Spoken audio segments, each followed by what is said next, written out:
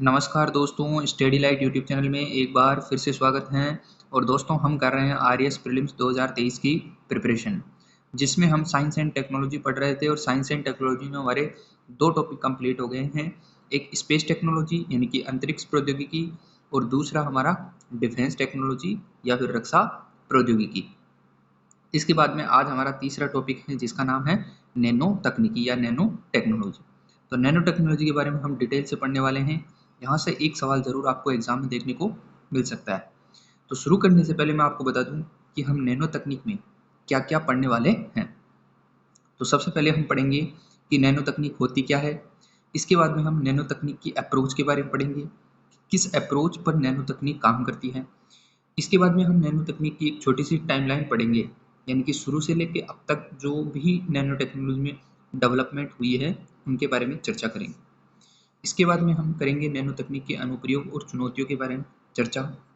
फिर हम करेंगे नैनो पदार्थों के बारे में चर्चा, जो कि वेरी वेरी इंपॉर्टेंट है आरएएस प्रीलिम्स के लिए, क्योंकि यहाँ से क्वेश्चन पूछा जाता है।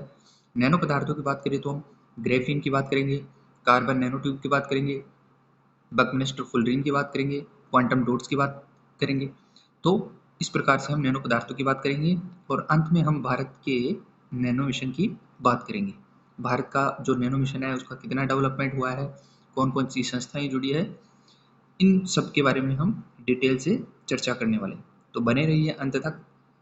तो चलिए शुरू करते हैं बिना किसी वेस्ट ऑफ टाइम के नैनो तकनीक यानी कि नैनो टेक्नोलॉजी। सबसे पहले तो आपको ये याद रखना चाहिए कि जो नैनो है, इस नैनो को किस वैल्यू से डिनोट किया जाता है, तो वो है 10 की पावर -9। अब ये 10 की पावर -9 का क्या महत्व है। मान लीजिए मेरे पास ये एक ऑब्जेक्ट है, इस ऑब्जेक्ट के मैंने 1 अरब हिस्से कर दिए। कितने? एक अरब हिस्से कर दिए। तो जो 1 अरबवा हिस्सा है वही नैनो है। जो 1 अरबवा हिस्सा है वही नैनो है। कहने का मतलब यह है कि किसी ऑब्जेक्ट या किसी भी वस्तु का 1 अरबवें हिस्से के स्तर पर जाकर अध्ययन करना ही नैनो टेक्नोलॉजी कहलाता है। यदि साइंस या टेक्निकल टर्म की बात करें तो इसको कहा जाता है कि ऐसी तकनीक जिसको हम परमाणविक स्तर पर अध्ययन करते हैं। किस स्तर पर? परमाणविक स्तर पर। ये क्वेश्चन आ चुका है कि नैनो तकनीकी किस स्तर पर कार्य करता है, तो वो करता है परमाणविक स्तर पर। अब देखिए परमाणु स्तर पर क्यों, आपने नाम सुना होगा कि सबसे जो छोटा सूक्ष्म अणु है, सूक्ष्म चीज है हमारे पृथ्वी पे, वो है परमाणु। और जो परमाणु की साइज होती है वो 10⁻⁹ मीटर होती है। यानी कि 1 मीटर में आप 1 अरब का डिवाइड कर दो तो उतने छोटा जो सूक्ष्म चीज है वो है परमाणु। और उसी परमाणु के स्तर पर नैनो तकनीक का अध्ययन किया जाता है। तो सबसे पहले तो आपको नैनो तकनीक की वैल्यू याद रखनी है कि 10⁻⁹ यानी 10 की पावर -9 की घात से इसको डिनोट करते हैं। दूसरा याद रखना है कि जो नैनो तकनीक है वो परमाणविक स्तर पर काम करती है। दूसरी चीज आपको ये याद रखना है, क्या 10 की पावर -9 को ही केवल नैनो तकनीक कहा जाता है? तो नहीं, नैनो तकनीक के लिए हम एक पैमाना यूज करते हैं, एक स्केल यूज करते हैं। और वो स्केल आपको याद रखनी है क्योंकि ये एग्जाम में पूछने की संभावना अधिक है। देखो, नैनो जो पैमाना है वो 1 नैनोमीटर से लेकर 100 नैनोमीटर तक माना जाता है। कितना माना जाता है? 1 नैनोमीटर से लेके 100 नैनोमीटर तक माना जाता है। जिसमें देखो जो 10⁻⁹ है उससे लेके 10⁻⁷ यानी 10 की घात -9 से लेके 10 की घात -7 मीटर का स्केल है। आगे चले तो नैनो तकनीक शब्द सर्वप्रथम सन 1974 में ही जापानी वैज्ञानिक नोरियो तानीगुची के द्वारा दिया गया। वेरी इंपॉर्टेंट है, स्टार मार्क कर लेना कि जो नैनो तकनीक शब्द है वो किसने दिया? तो नोरियो तानीगुची ने दिया 1974 में, जो कि एक जापानी वैज्ञानिक थे। आगे चले तो आगे हैं नैनो तकनीक के जनक। नैनो तकनीक के जनक किसे कहा जाता है? तो वो हैं रिचर्ड फिलिप्स फाइनमैन।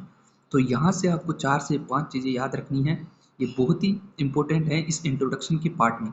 नैनो तकनीक की वैल्यू, नैनो तकनीक किस स्तर पर काम करती है, तो वो है परमाणविक स्तर। नैनो तकनीक का जो पैमाना है वो याद रखना है, 1 नैनोमीटर से लेकर 100 नैनोमीटर। नैनो तकनीक शब्द किसने दिया, तो वो नोरियो तानीगुची ने दिया, और नैनो तकनीक का जनक रिचर्ड फिलिप्स फाइनमैन ने किया। ध्यान रखना नैनो तकनीक शब्द और नैनो तकनीक के जनक में डिफरेंस। अब हम बात करते हैं कि जो नैनो तकनीक है वो किस अप्रोच या किस दृष्टिकोण पर काम करती है। तो देखो, नैनो तकनीक या कोई भी चीज़ दो तकनीकों पर काम करती है, एक टॉप टू बॉटम और एक बॉटम टू टॉप। कहने का मतलब ये एक ऐसी अप्रोच है जिसमें किसी प्रॉब्लम का सॉल्यूशन निकाला जाता है।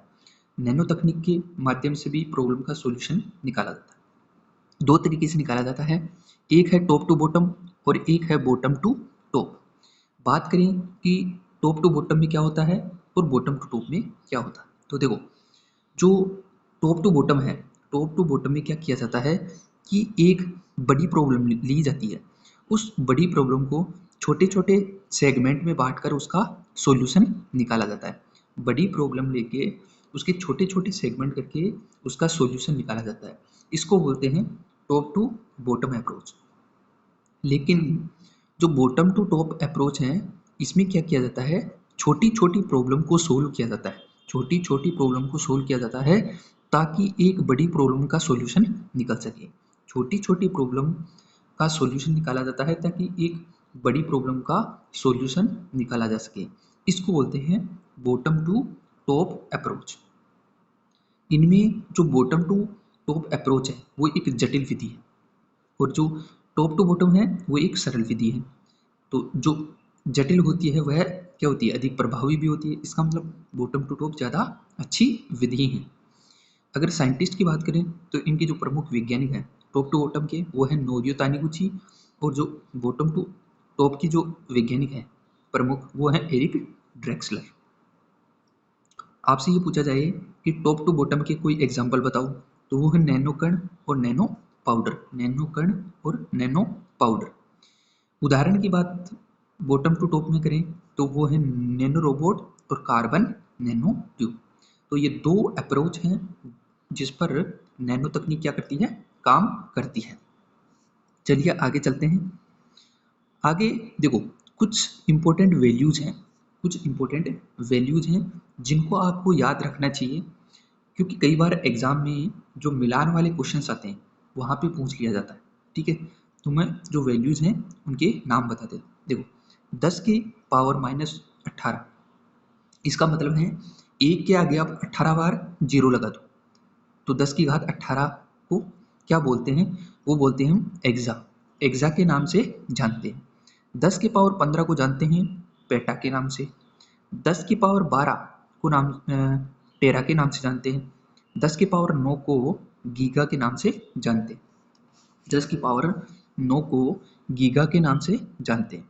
अब देखो, 10 के पावर 7 यानी एक के आगे यदि 7 जीरो लगा दो तो वो बन जाता है हमारा जो अर्थ है उसका लगभग डायामीटर बन जाता है, क्योंकि जो हमारा अर्थ का डायामीटर है वो है 1.2 इंटू 10 की पावर 7। ये 10 के पावर में है 7, यानी एक के आगे 7 जीरो लगा दो। इसके बाद में जो अगली वैल्यू है वो है 10 की पावर 6, जिसको मेगा के नाम से जानते हैं। आपने सुना होगा ना मेगाबाइट गीगाबाइट, वैसे तो जो मेगाबाइट होता है, मेगा का मतलब ये होता है एक के आगे 6 जीरो लगे होते हैं। इसके बाद में है 10 के पावर 3, जिसको किलो के नाम से जानते हैं। इसके बाद में है 10 के पावर 2, जिसको हेक्टो के नाम से जानते हैं। 10 के पावर 1 यानी एक के आगे एक जीरो, इसको बोलते हैं डेका। और 10 के पावर में -1, ध्यान रखना -1 यानी, या फिर ऐसे लिख सकते हैं 10 के नीचे 1 बटा, या फिर 1/10 लिख सकते हैं, दोनों इक्वल है।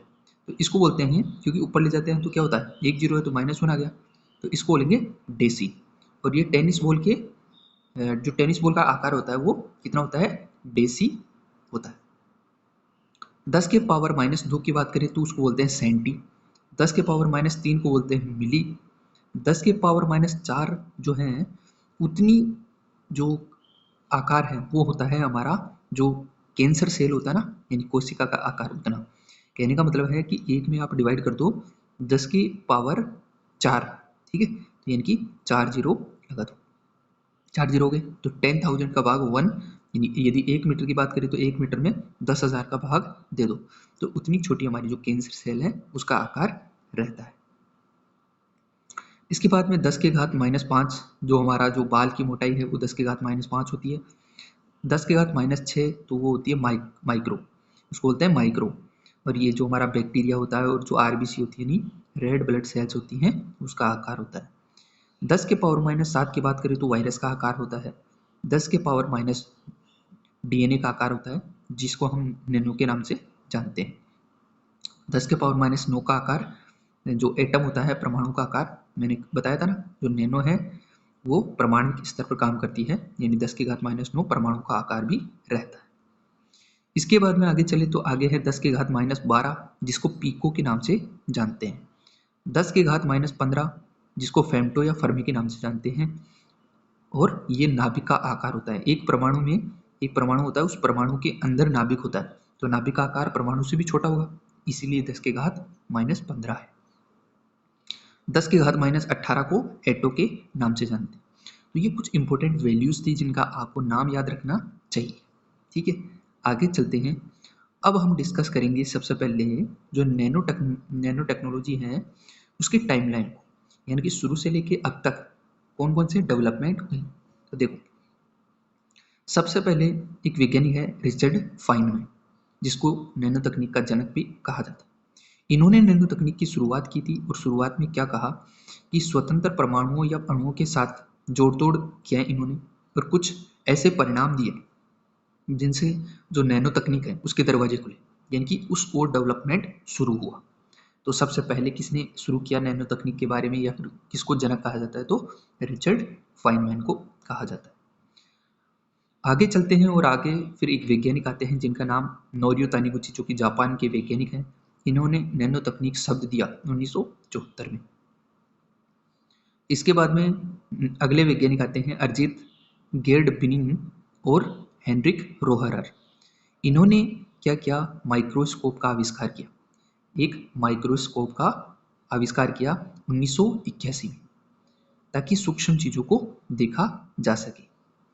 फिर इन्हीं वैज्ञानिकों ने 1982 में एक और एटॉमिक फोर्स माइक्रोस्कोप का भी आविष्कार किया, और इसके द्वारा परमाणु या अणु के भीतर तक देख पाना तथा चित्र लेना संभव हो पाया।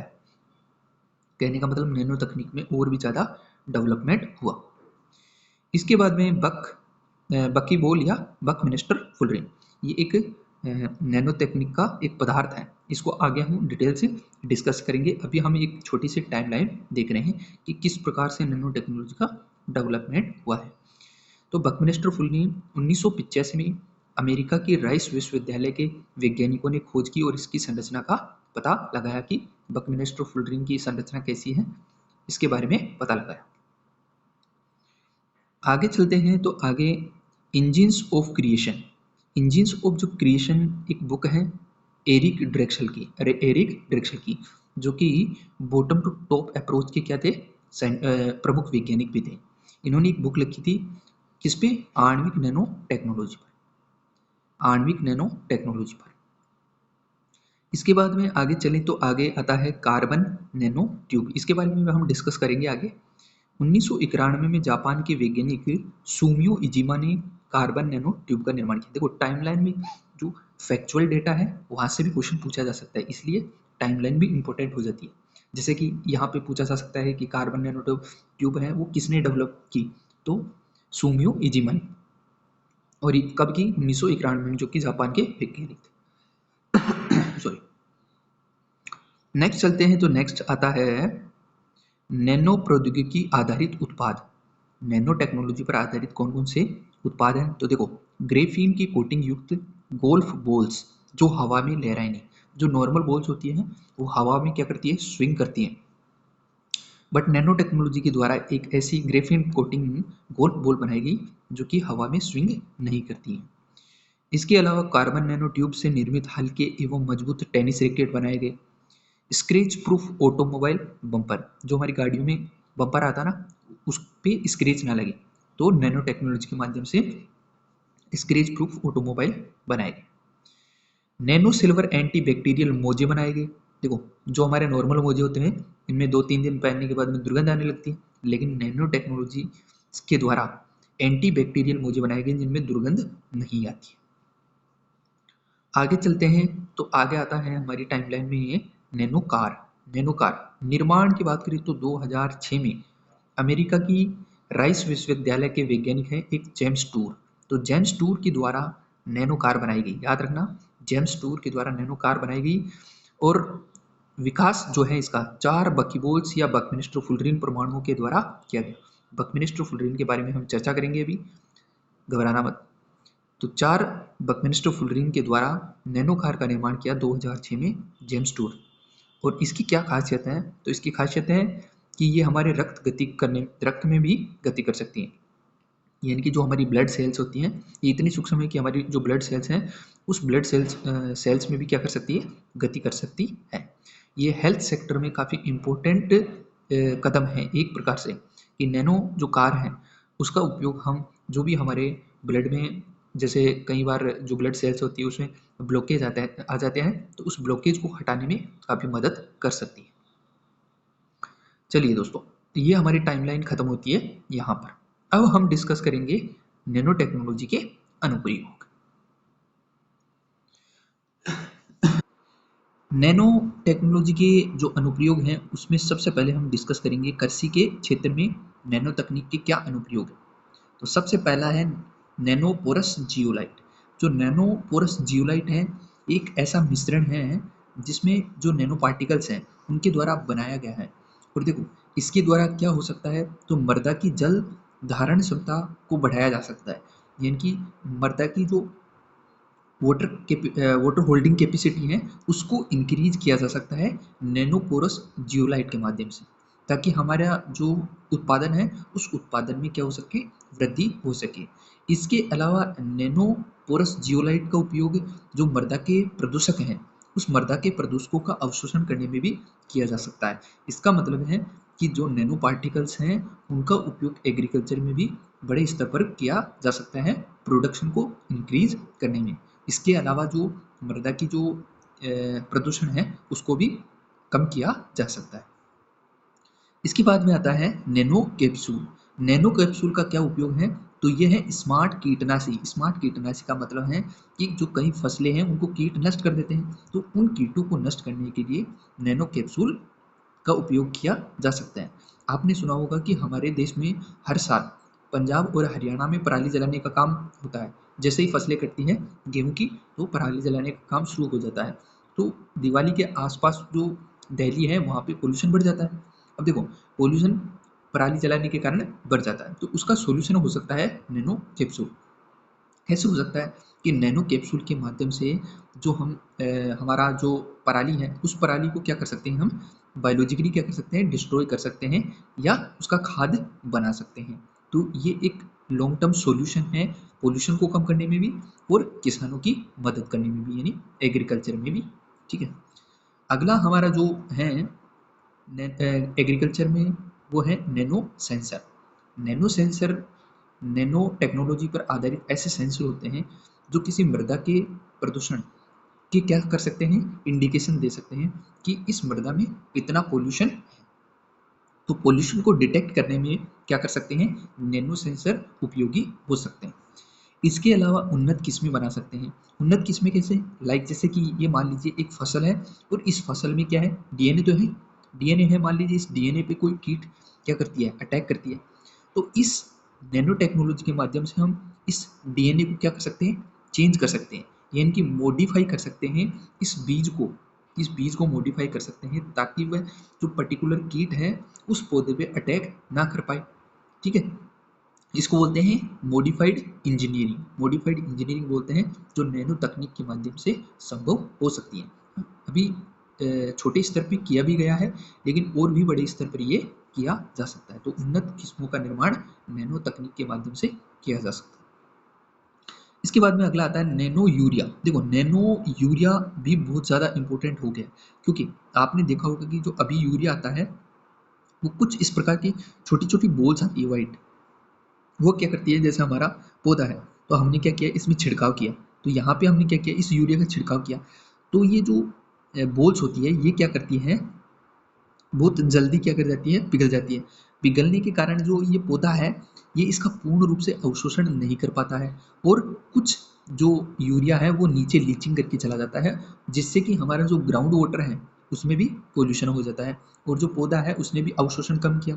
तो इसका मतलब है कि यूरिया की मात्रा पौधे को मिली भी कम, और जो प्रदूषण की समस्या है वो भी बढ़ गई। लेकिन साइंटिस्टों ने क्या किया है, एक नैनो यूरिया तैयार किया है, नैनो यूरिया तैयार किया है। इस यूरिया में क्या होगा, ये होगा लिक्विड फॉर्म में, लिक्विड फॉर्म में, जिसको हम क्या करेंगे, जो हमारे पौधे हैं वहाँ पे छिड़काव करेंगे, जिससे कि जो अवशोषण है वो भी पूर्ण रूप से हो जाएगा, और जो लीचिंग की समस्या है वो भी नहीं होगी। भारत में नैनो यूरिया की बात करें तो भारतीय किसान उर्वरक सहकारी लिमिटेड यानी इफ्को के द्वारा विकसित किया गया है। और जो पहले हमारा जो ये बोल्स वाला यूरिया आता था, उसकी तुलना में इसकी जो एफिशिएंसी है वो भी 80% तक है। और जैसे मैंने आपको बताया कि इसका जो पर्यावरणीय दुष्प्रभाव है वह भी कम होता है। तो ये नैनो यूरिया था। इसके बाद में हम बात करेंगे नैनो टेक्नोलॉजी की औद्योगिक क्षेत्र में क्या अनुप्रयोग हो सकते हैं। हमने कृषि के क्षेत्र में काफ़ी अनुप्रयोग देखे, अब हम औद्योगिक क्षेत्र में नैनो तकनीक के अनुप्रयोग देखें। सबसे पहले नैनो वर्णक, वर्णक का मतलब होता है रंग। तो अधिक स्थायी व कम हानिकारक रंगों का निर्माण किया जा सकता है नैनो तकनीक के माध्यम से। अगला है कार्बन नैनो ट्यूब। देखो, कार्बन नैनो ट्यूब के माध्यम से मजबूत टेनिस रैकेट बनाए जा सकते हैं। जो अभी टेनिस रैकेट हैं उनकी तुलना में मजबूत भी और हल्के भी, मजबूत भी और हल्के भी रैकेट बनाए जा सकते हैं कार्बन नैनो ट्यूब के माध्यम से। इसके अलावा भूकंप रोधी इमारतों में कार्बन नैनो ट्यूब का उपयोग किया जा सकता है। पवन चक्की की जो ब्लेड है, पवन चक्की की जो ब्लेड आती है, उस ब्लेड को बनाने में भी क्या किया जा सकता है, नैनो टेक्नोलॉजी का उपयोग किया जा सकता है। जल शुद्धिकरण में भी कार्बन नैनो ट्यूब का उपयोग किया जा सकता है। अगला औद्योगिक क्षेत्र में जो हमारा अनुप्रयोग है वो है नैनो कॉम्पोजिट। नैनो कॉम्पोजिट का उपयोग फूड पैकेजिंग उद्योग में किया जा सकता है, ताकि जो फूड हमारा जल्दी खराब हो जाता है उसकी जो लाइफ साइकिल है उसको बढ़ाया जा सके, यानी लंबे समय तक हमारा जो फूड है वो चल सके। इसके अलावा कंप्यूटर की चिप बनाने में कलपुर्जे लाइक जैसे कि स्क्रैच प्रूफ बम्पर है या फ्यूल टैंक है, इंजन है, ये सब बनाने में नैनो कंपोजिट का उपयोग किया जा सकता है। अगला औद्योगिक अनुप्रयोग है नैनो फिल्टर। नाम से ही पता लगे किसी चीज को फिल्टर करना, तो प्रदूषणकारी सूक्ष्म कणों को फिल्टर करने के लिए इसका उपयोग किया जा सकता है, जो कि हमारे देश में एक बहुत बड़ी क्या है, समस्या है। जो औद्योगिक क्षेत्र है वहाँ पे फिल्टर है, लेकिन वो फिल्टर या तो ज़्यादा काम के नहीं है, यानी कि उससे ज़्यादा अच्छा फिल्टर होता नहीं है। तो जो नैनो फिल्टर हैं वो प्रदूषण को बहुत अधिक स्तर तक कम करने में उपयोगी हो सकते हैं। इसके अलावा nano silver anti bacterial textile उद्योग में दुर्गंध रहित कपड़े बनाने में किया जा सकता है। टेक्सटाइल उद्योग में दुर्गंध रहित कपड़े बनाने में, जैसे कि मैंने आपको बताया था कि ऐसे मोजे बनाए गए हैं जिनमें दुर्गंध नहीं आती, आप बिना धोए उनको कितना भी पहनिए दुर्गंध नहीं आएगी। इसके बाद में कॉस्मेटिक उद्योग की बात करें तो सनस्क्रीन में उपयोग किया जा सकता है। इसके बाद में है अगला है nano glue. Nano glue, glue मतलब चिपकाने वाला। जो हमारा नॉर्मल ग्लू होता है वो हाई टेम्परेचर पे काम नहीं करता है, क्योंकि वो तो वापस से पिघल जाता है, लेकिन नैनो ग्लू जो है वो हाई टेम्परेचर पे भी क्या हो सकता है, असरदार हो सकता है। अगला जो अनुप्रयोग है वो है नैनो स्नीफर। नैनो स्नीफर क्या होता है, जो विस्फोटक एक प्रकार से डिटेक्टर होता है। नैनो स्नीफर क्या होता है, डिटेक्टर होता है, जो विस्फोटक पदार्थ होते हैं उनके बारे में पता लगा सकता है, और वो भी कम समय में, 10 सेकेंड से भी कम समय में नैनो विस्फोटक पदार्थों के बारे में नैनो स्नीफर के द्वारा पता लगा जा सकता है। तो ये जो बॉम्ब स्क्वाड टीम होती है उनके लिए बहुत इंपॉर्टेंट हो सकता है। अगला है wrinkle free anti stain textile. Wrinkle free तथा एंटी स्टेन कपड़े बनाने में इसका क्या किया जा सकता है, उपयोग किया जा सकता है। हाँ, ये हो सकता है कि अभी इन फ्यूचर में ये कितने महंगे होने वाले हैं इनके बारे में भी हम बता नहीं सकते, लेकिन देखो ऐसे कपड़े बनाए जाएंगे ताकि उनको धोना ही ना पड़े और प्रेस की आवश्यकता ना पड़े, तो बस एक बार कपड़े खरीदो और वो चले भी ज़्यादा, तो ऐसे कपड़े भी बनाए जा सकते हैं नैनो टेक्नोलॉजी के माध्यम से। अगला है यूवी ब्लॉकिंग टेक्सटाइल। देखो, हमारे सूर्य से कई हानिकारक किरणें आती हैं जिनमें पराबैंगनी किरणें भी, तो पराबैंगनी किरणों को रोकने वाले कपड़े भी बनाए जा सकते हैं, जो कि जो कैंसर होता है उस कैंसर को कम करने में उपयोगी साबित हो सकता है। उद्योग के बाद में हमारा जो अगला अनुप्रयोग है वो है स्वास्थ्य और चिकित्सा के क्षेत्र में नैनो तकनीक का क्या अनुप्रयोग है। सबसे पहले targeted drug delivery. Targeted drug delivery का मतलब है कि मान लीजिए जैसे ये हमारी बॉडी है और हमारी बॉडी में मान लीजिए जो हमारा हैंड है यहाँ पे पेन हो रहा है और हमने क्या की कोई टेबलेट ली क्योंकि हमारे को पेन हो रहा है, तो इसका मतलब ये इस पेन को तो खत्म करेगी, लेकिन जो हमारे बाकी के टिश्यूज होते हैं, ऊतक होते हैं हमारे शरीर में, उन पे भी हल्का बहुत क्या होता है, इम्पैक्ट पड़ता है उस ड्रग का। लेकिन नैनो तकनीक के माध्यम से टारगेटेड ड्रग डिलीवरी, इसका मतलब है कि हम यहाँ केवल इसी पेन को कम करने के लिए ऐसी टारगेटेड ड्रग डिलीवरी कर सकते हैं ताकि जो बाकी टिश्यूज हैं इन पे कोई इम्पैक्ट ना पड़े। औषधि केवल प्रभावित ऊतकों या कोशिकाओं पर ही असर करे, बाकी पर ना करे। इसके बाद में है नैनो सर्जरी। नैनो सर्जरी का मतलब होता है रक्त ह्रास व संक्रमण का खतरा भी कम रहता है। यानी नैनो सर्जरी के माध्यम से जो ब्लड बहता ना, उस ब्लड को कम किया जा सकता है, मतलब ब्लड का जो बहना है उसको कम किया जा सकता है और कोई इन्फेक्शन का जो खतरा है उसको भी कम किया जा सकता है। अगला है घाव भरना। घाव भरना तो रक्त का थक्का बनाने के लिए नैनो मटेरियल का उपयोग किया जा सकता है, लाइक कि हीमोस्टेट विकसित है। जैसे आपने सुना होगा कि जो विटामिन के है, विटामिन के की कमी यदि किसी व्यक्ति में हो जाती है तो उस व्यक्ति में क्या होता है, जो रक्त का थक्का होता है वो रक्त का थक्का नहीं बनता है। वो रक्त का थक्का बनना बहुत जरूरी है। क्यों? क्योंकि मान लीजिए आपकी जो ब्लड वेसल्स हैं, सॉरी गाइज तो लिटिल बिट इंटरप्शन के लिए। हाँ, तो हम बात कर रहे थे घाव भरने की। तो जिन लोगों में विटामिन के की कमी हो जाती है उनमें क्या होता है, रक्त का थक्का नहीं बनता है। तो रक्त का थक्का बनना बहुत जरूरी है, क्योंकि यदि आपकी ब्लड सेल्स अगर कहीं से डैमेज हो गई तो आपका पूरा ब्लड निकल जाएगा। तो इसलिए विटामिन के जो सोर्सेज हैं वो खाने चाहिए। लेकिन इन फ्यूचर में जो नैनो मटेरियल के द्वारा भी इसका सोल्यूशन हो सकता है, और एक ऐसा पदार्थ बनाया भी गया है जिसका नाम है हीमोस्टेट।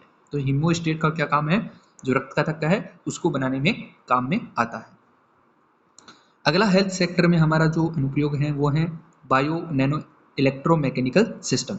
बायो नैनो इलेक्ट्रोमैकेनिकल सिस्टम विशेष प्रकार के नैनो बोट्स या रोबोट्स हैं, बहुत ही छोटे छोटे, बिना चीर फाड़ के मनुष्य के शरीर में प्रवेश करवा कर वांछित ऊतक या कोशिका का उपचार किया जा सकता है। बहुत ही ज़्यादा इंपॉर्टेंट है। नेक्स्ट है cancer therapy, quantum dots. Quantum dots के द्वारा कैंसर कोशिकाओं का पता लगाया जा सकता है। इसके अलावा नैनो रोबोट के द्वारा कैंसर कोशिकाओं को सटीकता से नष्ट भी किया जा सकता है। हमारे शरीर में क्या होता है, जो कैंसर कोशिकाएं, सभी के अंदर कैंसर कोशिकाएं रहती है, लेकिन एक्टिवेट जिनमें हो जाती है उनको कैंसर हो जाता है। तो उन कैंसर कोशिकाओं को सटीकता से नष्ट करने में नैनो टेक्नोलॉजी का उपयोग किया जा सकता है, नैनो रोबोट्स का उपयोग किया जा सकता है। हेल्थ सेक्टर के बाद में हम बात करेंगे सूचना और संचार, यानी कि इंफॉर्मेशन और कम्युनिकेशन के क्षेत्र में नैनो तकनीक के क्या अनुप्रयोग हैं। सबसे पहला अनुप्रयोग है नैनो चिप और नैनो सर्किट का। आकार छोटा होता है तथा एफिशिएंसी यानी दक्षता भी उच्च होती है। देखो हमारे मोबाइल कितने छोटे हैं और उसमें कितनी सारी चीज़ें रहती हैं, तो जो हमारे को छोटी छोटी चीज़ें लगानी है तो वो नैनो चिप व नैनो सर्किट जो है वो काम में आ सकती हैं। इसके बाद में है ग्रेफीन और कार्बन नैनो ट्यूब। फ्लेक्सिबल रहती है ग्रेफीन। इसके अलावा बेंडेबल होती है, यानी कि ऐसे डिवाइसेस बनाई जा सकती है जो कि फोल्डेबल हो या उनमें बैंड हो सकते हो, फोल्डेबल इलेक्ट्रॉनिक्स उपकरण बनाने में, तो इनका उपयोग किया जा सकता है। क्वांटम कंप्यूटर बनाने में किया जा सकता है। इसके अलावा क्वांटम लेजर की तुलना में अधिक प्रभावी और सटीक, जिससे कि हेल्थ सेक्टर में भी उपयोगी हो सकती है। नेक्स्ट हम बात करेंगे ऊर्जा के क्षेत्र में नैनो तकनीक के उपयोग। एनर्जी सेक्टर में क्या क्या है, तो नैनो तकनीक आधारित सोलर सेल। नैनो तकनीक आधारित सोलर, देखें अभी जो सोलर हमारे सेल्स हैं उनमें एक प्रॉब्लम है। क्या प्रॉब्लम है कि उनकी सफाई करनी पड़ती है। क्यों? क्योंकि उन पर डस्ट जम जाती है, और डस्ट जम जाती है तो जो सूरज का जो प्रकाश आता है उसका अवशोषण पूर्ण रूप से नहीं कर पाता है। लेकिन इन फ्यूचर में ऐसे नैनो टेक्नोलॉजी के माध्यम से सोलर सेल बना दिए जाएंगे या सोलर पैनल बना दिए जाएंगे जिस पे डस्ट ना चिपके, जिससे कि जो इलेक्ट्रिसिटी की प्रॉब्लम है उसका सॉल्यूशन और भी बड़े स्तर पर किया जा सके। सोलर पैनल बनाए जा सकते हैं, सोलर सेल बनाए जा सकते हैं जिनकी क्षमता उच्च हो सके। नैनो पदार्थों की कोटिंग या पेंट किया जाएगा जो कि धूल व जल प्रतिकृषी हो तथा अधिकतम सौर विकिरणों का अवशोषण कर सके। इसके अलावा नैनो बल्ब बनाए जा सकते हैं जिनकी जो क्षमता है वो उच्च हो और जो इलेक्ट्रिसिटी का जो कंजम्पशन है वो कम हो। इसके अलावा हाइड्रोजन का भंडारण, देखो हाइड्रोजन क्या है, हाइड्रोजन को बहुत ही कम टेम्परेचर पे माइनस लगभग 200 डिग्री सेल्सियस पे स्टोरेज किया जाता है। तो स्टोरेज करने में कार्बन नैनो ट्यूब का उपयोग किया जा सकता है क्योंकि जो हाइड्रोजन गैस है वो काफ़ी रिएक्टेबल गैस है, वो रिएक्शन कर लेती है अन्य गैसों से, इसलिए कार्बन नैनो ट्यूब का उपयोग इसमें भंडारण में किया जा सकता है। Aluminium oxide nano ceramic material, सुरक्षित और सस्ते परमाणु रिएक्टर बनाने में इसका उपयोग किया जा सकता है। अगला हमारा जो अनुप्रयोग है वो है पर्यावरण के क्षेत्र में नैनो तकनीक के अनुप्रयोग। नैनो फिल्टर प्रदूषण कणों के निस्पंदन में, यानी जो प्रदूषक कण हैं उनको हटाने में नैनो फिल्टर का उपयोग किया जा सकता है। नैनो फिल्टर व नैनो झिल्ली जल के निस्पंदन में, यानी जल के शुद्धिकरण में। नैनो सेंसर या संसूचक प्रदूषण के स्तर की सूचना देने में। नैनो मैग्नेट्स प्रदूषण कणों के निष्कर्षण में। नैनो पोरस जियोलाइट प्रदूषक कणों का अवशोषण करने में। टाइटेनियम ऑक्साइड TiO2 नैनो कण वायु प्रदूषण को कम करने में। इसके अलावा पेपर टावल या नैनो टावल तेल का रिसाव रोकने में। ऐसे टावल बनाए जाएंगे जो कि तेल का रिसाव रोक सकते हैं। तो ये हमने अलग अलग सेक्टर में नैनो टेक्नोलॉजी का अनुप्रयोग देखा। अब देखो दोस्तों, क्वेश्चन कैसे आ सकता है, क्वेश्चन तो कैसे भी आ सकता है। क्वेश्चन ऐसा आएगा कि नैनो टेक्नोलॉजी का अनुप्रयोग किस किस क्षेत्र में, आपको 4-5 ऑप्शन दे देंगे और पूछेंगे कि निम्न में से बताइए किस किस में नैनो टेक्नोलॉजी का अनुप्रयोग। अब इस ऐसी जो क्वेश्चंस हैं उसमें मैं आपको एक ट्रिक बता रहा हूँ। जब भी आपको ऐसा मिले कि नैनो टेक्नोलॉजी का उपयोग किस किस चीज़ में नहीं, किस किस चीज़ में है, इसका मतलब है, और आपको ऑप्शन दे दिए जाए 4-5, तो इसका मतलब है आपको सभी ऑप्शन, अगर आपको नहीं पता है तो आपको सभी ऑप्शन टिक करना है। क्यों टिक करना है? क्योंकि ऐसा कोई क्षेत्र नहीं है जिसमें नैनो टेक्नोलॉजी का उपयोग ना किया जा सके। और देखो एग्जामिनर ऐसे सेट नहीं करता है क्वेश्चन, क्योंकि हो सकता है कि एग्जाम के तुरंत उस ऐसा क्वेश्चन सेट कर दिया, ऐसा ऑप्शन सेट कर दिया कि जिसमें नैनो टेक्नोलॉजी का उपयोग अभी फिलहाल नहीं हो रहा है, लेकिन एग्जाम के अगले दिन ही हो सकता है कि ऐसा कोई रिसर्च पेपर आ जाए जिसमें कि ऐसा अनुप्रयोग हुआ है, तो वो क्वेश्चन तो गलत हो गया ना। तो कभी भी एग्जामिनर ऐसा ऑप्शन सेट नहीं करेगा। तो हमेशा याद रखना कि नैनो टेक्नोलॉजी के जो उपयोग हैं उसमें सभी ऑप्शंस ठीक रहते हैं। ठीक है, तो आपको ये याद रखना है। तो अनुप्रयोग से क्वेश्चन पूछा जा सकता है। अगला हम बात करेंगे जो नैनो टेक्नोलॉजी की जो अनुप्रयोग हैं उनके बारे में। अनुप्रयोग नहीं, चुनौतियों के बारे में। अनुप्रयोग के बारे में तो हमने बात कर ली। अब हम चैलेंजेस के बारे में बात करेंगे कि क्योंकि हर चीज़ के चैलेंजेस भी होते हैं। पदार्थों के परमाणु स्तर या आणविक स्तर पर पहुंचना बहुत जटिल होता है, क्योंकि सूक्ष्म स्तर पर 10⁻⁹ के स्तर पर, परमाणविक स्तर पर या आणविक स्तर पर काम करती है नैनो टेक्नोलॉजी, तो वहां तक पहुंचना एक जटिल विधि है। इसके बाद में है पदार्थ की संरचना में बदलाव के लिए अत्यधिक बंधन ऊर्जा। बंधन ऊर्जा का मतलब ये है कि कोई, मान लीजिए ये 4 पार्टिकल्स हैं, इनको यदि मुझे क्या करना है, एक जगह करनी है, तो उसके लिए मुझे एनर्जी चाहिए, तो उसको बोलते हैं बंधन ऊर्जा। तो वो जो बंधन ऊर्जा है उसकी बहुत ज़्यादा आवश्यकता रहती है। इसके अलावा प्रशिक्षित और कुशल मानव संसाधन की आवश्यकता है। इस प्रकार की इंस्टीट्यूशन होना बहुत ज़रूरी है जिसमें नैनो टेक्नोलॉजी का जो स्किल है वो सिखाई जाए, क्या होती है, तो वो होना बहुत ज़रूरी है। इसके अलावा लागत अत्यधिक हाई रहती है, यानी इसके लिए बजट की भी बहुत ज़्यादा आवश्यकता रहेगी। इसके अलावा एक समस्या है जिसको बोलते हैं ग्रेगू की समस्या। ग्रेगू समस्या का मतलब ये होता है कि अपने जैसा ही कोई और बना लेना है, स्व प्रतिकरण की क्षमता होना। देखो अफ्रीका में एक जेनोबोट्स जिसको बोलते हैं अफ्रीकी मेंढक बनाया गया था स्टेम कोशिकाओं के द्वारा। तो उसमें ये जो स्व प्रतिकरण की समस्या है वो उत्पन्न हो गई थी, जिसको ग्रेगू की समस्या का नाम दिया गया।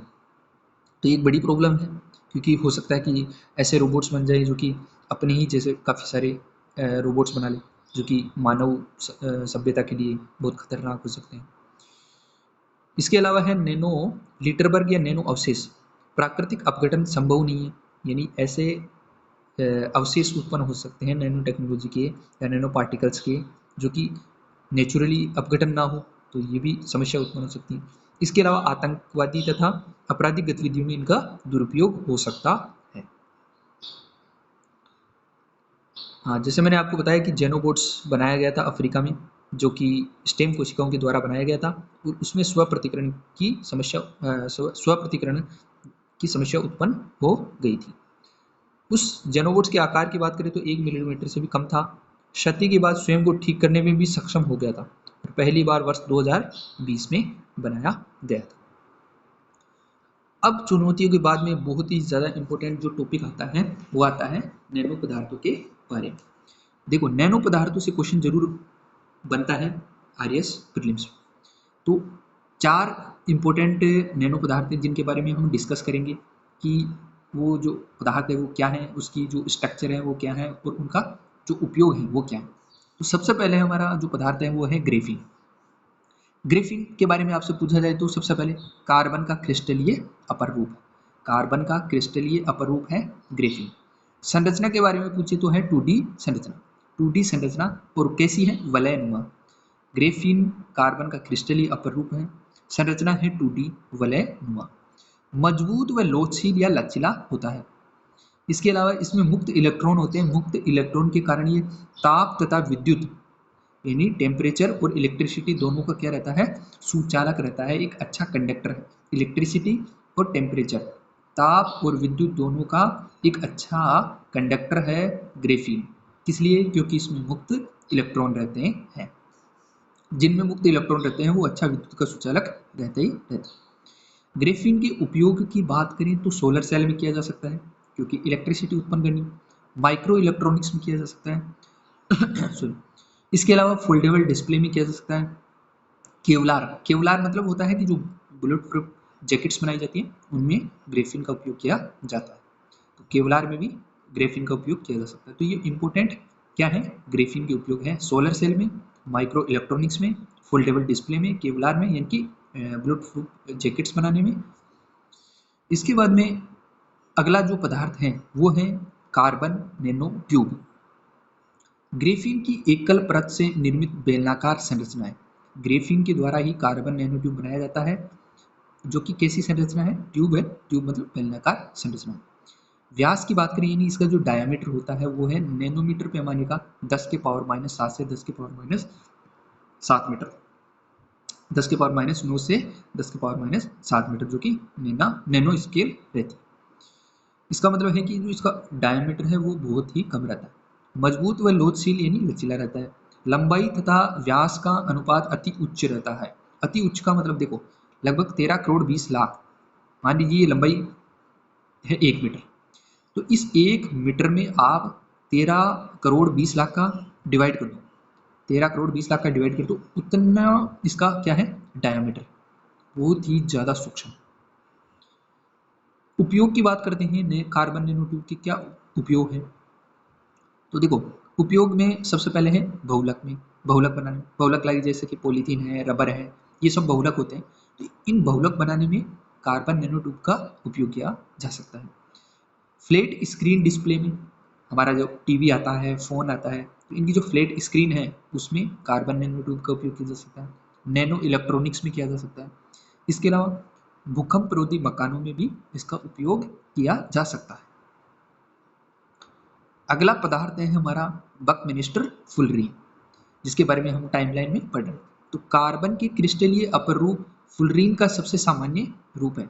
ये भी कार्बन का ही अपर रूप है। ग्रेफाइट भी वो ग्रेफीन भी और ग्रेफाइट भी, हाँ ग्रेफाइट भी कार्बन का ही अपर रूप रहता है। तो बकमिंस्टर फुलरीन कार्बन का क्रिस्टलीय अपर रूप है और फुलरीन का सबसे सामान्य रूप है। कार्बन के 60 से 70 परमाणु, ये क्वेश्चन पूछा गया है एग्जाम में कि जो फुलरीन होता है इसमें कार्बन के कितने परमाणु हैं? तो 60 से 70 परमाणु रहते हैं। तो इसका जो आकार है वो पंचकोणीय या षटकोणीय फुटबॉल जैसी संरचना होती है। कुछ इस प्रकार से आपने देखा होगा, इस प्रकार से फुलरीन की संरचना होती है। 60 से 70 परमाणु जुड़कर पंचकोणीय या षटकोणीय फुटबॉल जैसी संरचना होती है। यहाँ पे अंदर कुछ इस प्रकार की संरचना होती है। एक कठोर पदार्थ है। हम जो बाकी देख रहे थे ग्रेफीन, कार्बन नैनोट्यूब, वो लचीले पदार्थ थे, जबकि जो फुलरीन है वो एक कठोर पदार्थ है। उपयोग की बात करते हैं तो फुलरीन का क्या उपयोग है? अति चालकता में, यानी हाई कंडक्टिविटी है इसकी, अति निम्न ताप पर। इसके अलावा प्राकृतिक गैसों के शुद्धिकरण में, हल्की बैटरी बनाने में फुलरीन का उपयोग किया जा सकता है। चलिए अगला जो हमारा पदार्थ है वो है क्वांटम डॉट। क्वांटम डॉट्स कणों का आकार अत्यधिक छोटा होता है। विशिष्ट प्रकाशिक, ऑप्टिकल व इलेक्ट्रॉनिक गुण उत्पन्न करने में क्वांटम डॉट्स का उपयोग किया जा सकता है। क्वांटम डॉट से रिलेटेड आरएस प्रीलिम्स 2021 में क्वेश्चन आया था। सर्वप्रथम कृत्रिम संश्लेषण MIT के वैज्ञानिकों के द्वारा 1993 में उपयोग किया गया था क्वांटम डॉट्स का। उपयोग की बात करें तो सोलर सेल में और कैंसर थेरेपी में क्वांटम डॉट्स का उपयोग किया जा सकता है। तो ये हमारे इंपॉर्टेंट है नैनो पदार्थ थे जिनके बारे में हमने डिस्कशन किया, वेरी इंपॉर्टेंट है, याद रखना है। अब कुछ छोटे छोटे टॉपिक्स हैं जिनके बारे में हम डिस्कस कर लेते हैं। सबसे पहले बात करेंगे हम यहाँ पे नैनो तकनीक की पीढ़ियों के बारे में। कौन कौन सी पीढ़ियाँ हैं? तो देखो, पहली पीढ़ी की बात करें तो शुरुआत हुई थी इसकी 2000 में, जिसमें निष्क्रिय नैनो संरचना के पदार्थों का निर्माण किया गया, लाइक जैसे कि नैनो कण है, कॉम्पोजिट है, नैनो कोटिंग है, नैनो पॉलीमर है। तो इन सब का उपयोग पहली पीढ़ी में किया गया। अगली जो पीढ़ी है वो है दूसरी पीढ़ी, जिसकी शुरुआत 2005 में की गई। पहली 2000 में, दूसरी 2005 में, यानी 5 साल बाद में। सक्रिय नैनो संरचना, उसमें निष्क्रिय थे, इसमें सक्रिय नैनो संरचना के पदार्थों का निर्माण किया गया, like nano sensor, nano drugs, 3D transistor, ये सब दूसरी पीढ़ी में बनाए गए। फिर उसके 5 साल बाद में तीसरी पीढ़ी की शुरुआत होती है सन 2010 में, जिसमें सिस्टम ऑफ नैनो सिस्टम के पदार्थों का निर्माण किया जाता है, लाइक जैसे कि नैनो रोबोट है, 3D नेटवर्किंग है। चौथी पीढ़ी की बात करें तो शुरुआत होती है उसके 5 साल बाद 2015 में, यानी हर 5 साल में नई पीढ़ी। 2015 में आणविक नैनो सिस्टम के पदार्थों का निर्माण किया गया, उदाहरण लाइक जैसे परमाणु डिजाइन, आणविक उपकरण, ये सब बनाए गए। अब हमारा जो लास्ट टॉपिक है इसमें है वो है नैनो, भारत का नैनो मिशन। भारत का नैनो मिशन तो नैनो विज्ञान एवं तकनीकी मिशन, जिसको NSTM के नाम से जानते हैं। इसमें भारत में 2 चरण बनाए गए हैं। एक चरण था 2007 से लेकर 2012 तक, इनकी पहला चरण 2007 से 2012 तक, और दूसरा चरण 2012 से लेके अभी वर्तमान तक चल रहा है। प्रथम चरण में 1000 करोड़ रुपए का बजट आवंटित किया गया था, जबकि दूसरे चरण के लिए 650 करोड़ रुपए का बजट आवंटित किया गया। तो ये एक बड़ी समस्या है बजट की, क्योंकि बजट कम कर दिया गया, जबकि बजट तो बढ़ाना चाहिए। 64 मिशन मोड परियोजनाएं संचालित की गई है अब तक इस मिशन के तहत, और इस दौरान भारत ने 23,000 से भी ज्यादा रिसर्च पेपर प्रकाशित किए हैं नैनो टेक्नोलॉजी पर। रिसर्च पेपर की बात करें तो रिसर्च पेपर प्रकाशन में भारत तीसरे स्थान पे है। पहले पे है अमेरिका, दूसरे पे है चीन और तीसरे पे है भारत। तो रिसर्च पेपर के मामले में भारत तीसरे नंबर पे। इसके अलावा भारत ने अंतर्राष्ट्रीय सहयोग व अनुसंधान भी किया है जर्मनी के साथ, जापान, रूस, इटली, इन देशों के साथ मिलकर नैनो तकनीक पर अनुसंधान भी किया है। इसके अलावा इस मिशन के तहत एक नैनो मिशन परिषद बनाई गई है विज्ञान एवं प्रौद्योगिकी विभाग द्वारा। ये सलाहकार समूह है किसके लिए? NSTM के लिए। पहला है नैनो साइंस एडवाइजरी ग्रुप, जिनको NSAG के नाम से जानते हैं, और दूसरा है nano application and technology advisory group, NATAG के नाम से जानते हैं। तो ये एडवाइजरी ग्रुप है जो कि नैनो मिशन है उसके लिए सलाह देते हैं। इसके बाद में है नैनो मिशन परिषद के अध्यक्ष भारत रत्न प्रोफेसर CN राव थे। नैनो मिशन परिषद के जो अध्यक्ष हैं, जो अध्यक्ष हैं वो भारत रत्न पुरस्कार CN राव थे। भारत में नैनो टेक्नोलॉजी का जो जनक है वो प्रोफेसर CN राव को ही कहा जाता है। नैनो टेक्नोलॉजी का जनक भारत में किसको कहा जाता है? Professor CN Rao. याद रखना, इंपॉर्टेंट है, स्टार मार्क करो। मिशन के उद्देश्यों की बात करते हैं तो देखो, आधारभूत ढांचे का विकास करना, कार्यरत संस्थाओं को वित्तीय सहायता उपलब्ध करवाना, निजी क्षेत्र व सार्वजनिक निजी भागीदारी को प्रोत्साहन करना, अनुसंधान एवं विकास को बढ़ावा देना, मानव विकास का कौशल विकास व प्रशिक्षण देना, अकादमी इंडस्ट्री सहभागिता को प्रोत्साहन देना, अंतर्राष्ट्रीय सहयोग को बढ़ावा देना, ताकि जो नैनो टेक्नोलॉजी का क्षेत्र है उसमें प्रगति की जा सके। अब जो हमारा NSTM मिशन है, नैनो टेक्नोलॉजी जो मिशन है, उसके तहत कुछ केंद्र स्थापित किए गए हैं, जिनमें देखो नैनो विज्ञान के लिए 11 उत्कृष्टता केंद्र हैं, नैनो तकनीक के लिए 7 उत्कृष्टता केंद्र हैं, पदार्थ विज्ञान के लिए 1 उत्कृष्टता केंद्र है। इन केंद्रों में अगर बात करें तो जो प्रमुख केंद्र हैं उनमें देखो IIT मद्रास है, IIT मद्रास के अलावा IIT मुंबई है, IIT दिल्ली है, IIT कानपुर है, IIT BHU है, इसके अलावा IISc बेंगलुरु है और TIFR बॉम्बे है। तो ये प्रमुख केंद्र हैं NSTM के तहत। इसके अलावा 2 अन्य संस्थाएं भी हैं जो नैनो टेक्नोलॉजी के क्षेत्र में काम कर रही है, लेकिन वो NSTM के तहत नहीं है, जैसे कि वैज्ञानिक तथा औद्योगिक अनुसंधान परिषद नई दिल्ली और नैनो विज्ञान एवं प्रौद्योगिकी संस्थान मोहाली पंजाब। तो ये 2 संस्थान अन्य हैं जो कि नैनो टेक्नोलॉजी के क्षेत्र में काम कर रही है, लेकिन NSTM के तहत नहीं। तो अभी भी हमारे देश में नैनो टेक्नोलॉजी का जो स्तर है उसको बढ़ाने की आवश्यकता है, बजट को बढ़ाने की आवश्यकता है, ताकि इस क्षेत्र में और अधिक विकास किया जा सके। तो आई होप कि नैनो टेक्नोलॉजी के बारे में आपको सब कुछ पता लग गया होगा, लेक्चर अच्छा लगा होगा और यहाँ से क्वेश्चन आने की संभावना बहुत ज़्यादा है। तो दोस्तों इस वीडियो में इतना ही, मिलते हैं किसी और टेक्नोलॉजी की वीडियो में, तब तक के लिए धन्यवाद। और स्टडी लाइट यूट्यूब चैनल को यदि आपने सब्सक्राइब नहीं किया तो सब्सक्राइब कर लीजिए, और एक लाइक और शेयर तो बनता ही। धन्यवाद दोस्तों, मिलते हैं अगले वीडियो में, तब तक के लिए पढ़ते रहिए क्योंकि एग्ज़ाम काफ़ी नज़दीक। धन्यवाद दोस्तों।